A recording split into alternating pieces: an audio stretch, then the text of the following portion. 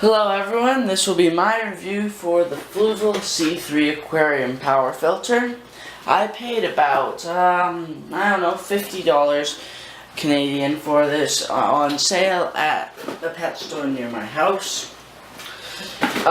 It's a pretty good aquarium filter.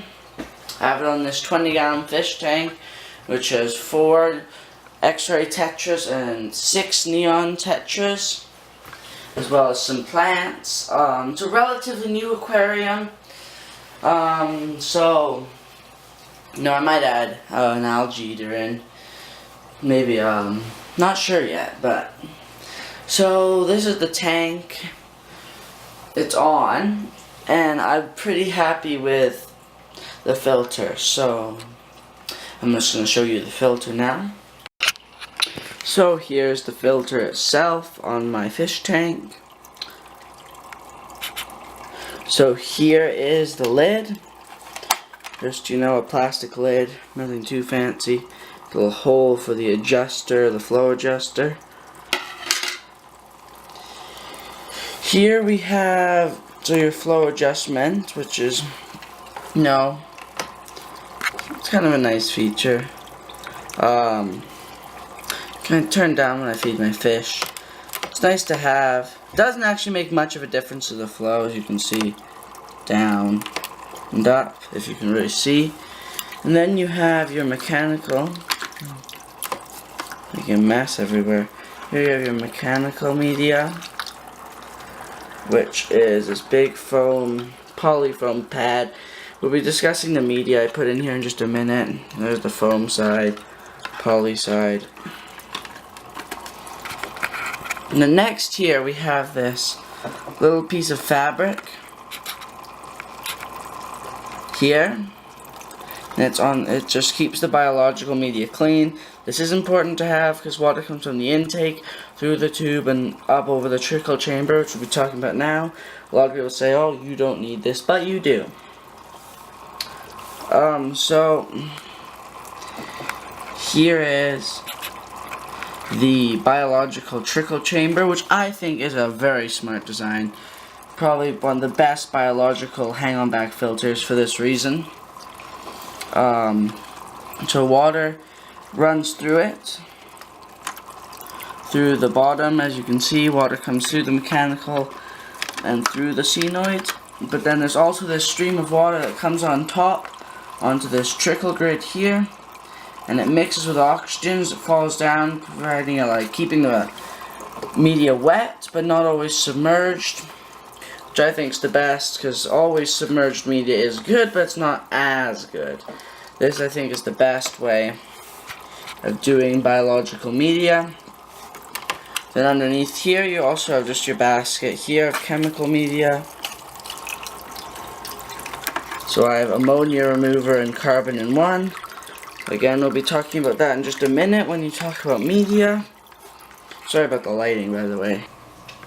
So this is the filter media that you can buy for. Obviously, you don't need all of this. So I kind of have it divided up into the chemical media, biological, which also includes these little pads, and then mechanical.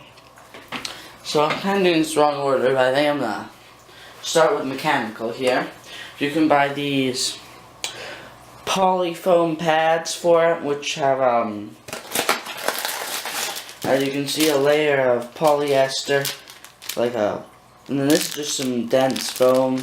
Yeah, let's see. So we got this foam. On this side we have a polyester. And then you can also buy this, this comes in a 3-pack. And then you can also buy this, which is the Fluval, just the foam. It's a bit cheaper. If you just are worried about plant matter, not really worried about water polishing, that kind of stuff. The next on the list we have biological, which actually should be last, but you have these bio screens. A lot of people don't use them, but if you don't, your senoids get really dirty. Those little cloth things that sit on top of the little bio compartment, and then in the bio compartment you fill it up with these C-noids. These are just C-nodes, whatever.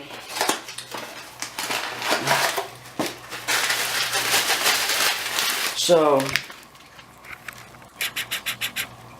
they are kind of like little, I don't know, kind of star-shaped things, very porous. I think they're good bacteria media. You know, then you have your chemical media, which there's a lot of different options and a lot of different opinions. Some people just put more biological media in your chemical, which I'd say is fine. So you can get your activated, pretty standard stuff, activated carbon, you know, nothing new here. And then you can also get this like zeolite, I think it is, ammonia remover. I haven't seen it working that much, you know. You're better off just to do some water changes. Then what I really like here is you still get your carbon and your zeolite. You can buy the zeocarb, which is pretty good. I only have one of them left. It's mostly activated carbon. They're hard to see for you guys. I'll rip it open here.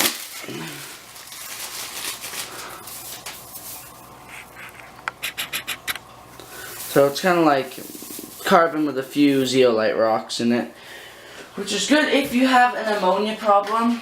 You know, never want an ammonia problem. But these are all the different medias that I have. I haven't used all of them. I like to run polyfoam pad, zeocarb, and then all the biological media you can. So like I said, I'm replacing an Aqueon Quiet Flow 10 that came with the tank. I'm not really sure why Aqueon would include a filter for a 10-gallon tank in a 20-gallon tank kit, but they did, so I had to replace it. You know, this one I've been really happy with. I'd recommend buying it if you're looking for aquarium filter. There's also the Aqua Clear. I was kind of choosing between the two. I think this one does a better job at mechanical filter, which is important to me because I don't know, I find, especially after I do a water change, my tank has a lot of little things floating around in it, which this filter does a really good job cleaning them out. To clean the media, so what I've done is I've had to replace the carbon once since I've had it for a month. Just replace the zeocarb pack. And to clean the polyfoam pad, I just filled up a bucket, 5-gallon bucket, I don't know, put a few gallons in it. And I just squeezed it out. You'll be able to clean it a few times. Eventually it will get too dirty or wrecked from you scrubbing it. You know, you'll just need to replace it, but they're not that expensive. So, this has been my review on the Fluval C3 power filter. Thank you for watching.